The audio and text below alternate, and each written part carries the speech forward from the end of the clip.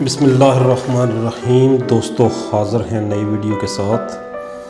دوستو امریکہ کے وزیر خارجہ مائک پومپیو نے الزام عائد کیا ہے کہ ہفتے کے روز سعودی عرب میں دنیا کی سب سے بڑی تیل کی کمپنی کے 2 پلانٹس پر ہونے والے ڈرون حملوں میں ایران براہ راست ملوث ہے، جبکہ ایران کے وزیر خارجہ جواد ظریف نے اس امریکی الزام کو مسترد کرتے ہوئے اسے صریحاً دھوکہ بازی قرار دیا ہے۔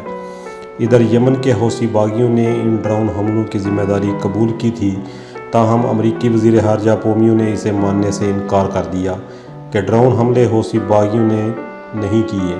انہوں نے اپنی ٹویٹ میں لکھا کہ سعودی عرب پر 100 کے قریب ڈرون حملوں میں ایران ملوث ہے۔ امریکی صدر ٹرمپ نے سعودی ولی عہد کو ٹیلی فونک گفتگو میں تیل تنصیبات کے تحفظ کے لیے مدد کی پیشکش کی، جبکہ سعودی ولی عہد محمد بن سلمان نے امریکی صدر کا شکریہ ادا کرتے ہوئے کہا کہ سعودی عرب اس قسم کی جارحیت سے نمٹنے کی صلاحیت رکھتا ہے۔ دوستو سعودی آئل تنصیبات پر حملے کے بعد عالمی منڈی میں تیل کی قیمتیں 4 ماہ کی بلند ترین سطح پر جا پہنچی ہیں، جس کے اثرات پاکستان پر محسوس کیے جا رہے ہیں۔ خدشہ ہے کہ ملک میں پٹرولیم مصنوعات کی قیمتوں میں 10 سے 12 روپے کا اضافہ ہو سکتا ہے، کیونکہ قیمتیں بڑھنے سے پاکستان کے برآمدی بل میں $80 کروڑ کا اضافہ متوقع ہے۔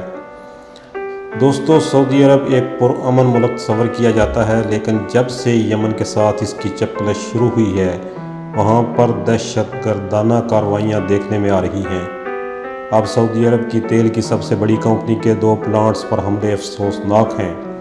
میڈیا میں ایسی باتیں بھی آ رہی ہیں کہ حوثی باغی ان حملوں کی ذمہ داری قبول کر رہے ہیں، جبکہ امریکی وزیر خارجہ اسے کسی طور پر بھی تسلیم کرنے کے لیے آمادہ نہیں اور اس کا الزام براہ راست ایران پر تھوپنے کی کوشش کر رہے ہیں۔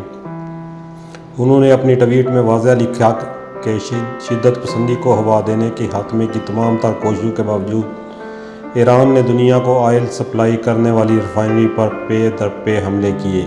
ایسے کوئی شواہد نہیں ملے کہ یہ حملے یمن سے کیے گئے ہوں۔ اس امریکی الزام میں حیرت کے ساتھ تشویش کے کئی پہلو پوشیدہ ہیں کہ جب ایران ان حملوں کی ذمہ داری قبول نہیں کر رہا تو امریکہ زبردستی اس پر الزام تھوپنے کی کیوں کوشش کر رہا ہے؟ اس کے پس منظر میں اس کی کیا منصوبہ بندی اور عزائم ہیں؟ تجزیہ نگاروں کے مطابق اس امریکی الزام سے خلیج کے علاقے میں جنگ کے بادل گہرے ہوتے ہوئے دکھائی دے رہے ہیں۔ امریکہ گزشتہ کئی برسوں سے ایران پر حملے کے لیے پر تول رہا ہے۔ پہلے ایٹمی ٹیکنالوجی کے فروغ کا الزام لگا کر ایران پر پابندیاں عائد کی جاتی رہیں، مگر اب دہشت گردی کا الزام لگا کر ایران کے خلاف سازشوں کا نیا جال بنا جا رہا ہے۔ دوستو سعودی حکام بھی امریکی سازشوں سے آگاہ ہیں کہ کس طرح امریکہ نے صدام حسین کے گرد سازشوں کا جال بن کر کویت پر حملہ کروایا اور پھر کویت کو شدید نقصان پہنچانے کے بعد عراق کو تباہ کر دیا۔ یہی وجہ ہے کہ سعودی ولی عہد محمد بن سلمان نے امریکی صدر ٹرمپ کی دفاعی تعاون کی پیشکش پر شکریہ ادا کرتے ہوئے واضح طور پر کہہ دیا ہے کہ سعودی عرب اس قسم کی جارحیت سے نمٹنے کی صلاحیت رکھتا ہے۔ سعودی عرب کا رویہ انتہائی دانشمندانہ ہے۔ یہ بات حقیقت ہے کہ جن قوتوں نے سعودی آئل تنصیبات کو نشانہ بنایا ہے وہ مسلمانوں کے اجتماعی مفادات کے دشمن ہیں۔ مشرق وسطیٰ میں جو کچھ ہو رہا ہے اس پر مسلم ممالک کو ایک سو ہو کر سوچنا چاہیے، کیونکہ اب صورتحال انتہائی خطرناک رخ اختیار کر چکی ہے۔ حوثیوں کو بھی اپنے طرز عمل پر غور کرنا چاہیے اور ایران سعودی عرب کو بھی دشمنوں کی سازشوں سے ہوشیار رہنا چاہیے۔ اس سے بیشتر کہ مشرق وسطیٰ اور خلیج کے علاقے میں جنگ سے تباہی کے نئے مناظر سامنے آئیں، سعودی عرب اور ایرانی حکام کو مل بیٹھ کر مسائل کا حل تلاش کرنا چاہیے اور باہمی اختلافات کو مذاکرات کے ذریعے حل کرنا چاہیے۔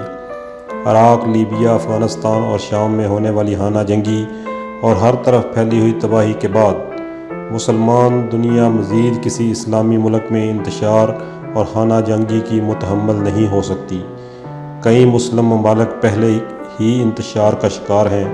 وقت آ گیا ہے کہ مسلم دنیا اپنے تحفظ اور سلامتی کے لیے کسی قسم کی سازش کا شکار ہونے کی بجائے باہمی اختلافات کو بالائے طاق رکھتے ہوئے متحد ہو کر اپنے تحفظ کو یقینی بنائیں۔ شکریہ۔